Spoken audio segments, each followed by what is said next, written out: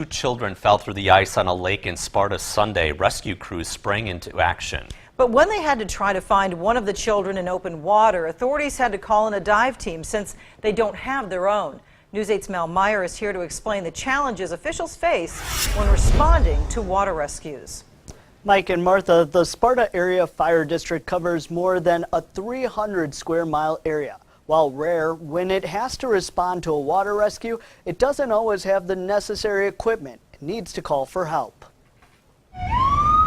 Multiple agencies were paged for help when the call came in on Sunday around 3:10 p.m. Monroe County is paging fire rescue and police to the Perch Lake Dam. First responders immediately went out to help. Officers actually crawled out on the ice and were able to get a rope and throw it to the person holding onto the ice. The officers didn't have the right equipment or cold water gear to perform a water rescue in the moment. Two of the officers that were there that were laying on the ice and some of the water that were there developed hypothermia and they had to go get checked out at the hospital. The Sparta Fire Department does train for water rescues and has some wetsuits. And it keeps the firemen warm in the winter months with cold water and also actually keeps them fairly cool in the summer months. And a few former firefighters used to be on the Monroe County Sheriff's Department dive team, but that disbanded in 2011. Since then, we rely on our nearby neighbor, and of course that would be the Fort McCoy Fire Department. They have certified divers. Fort McCoy Fire to Monroe County.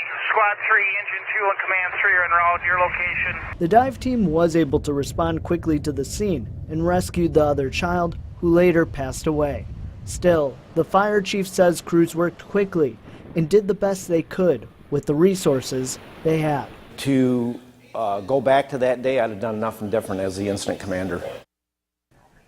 Chief Arnold says many of the first responders are struggling with the child's death. The department plans to hold a debriefing with the agencies that responded to the incident on Wednesday night. Thanks a lot, Mel. Authorities are urging people to be careful if they're going out on the ice. Well, while some area lakes or rivers have very visible pockets of open water, others might appear to be frozen. But law enforcement officials warn that it can be deceiving, so be sure to test the depth of the ice and get off the ice immediately if you start to hear any cracking.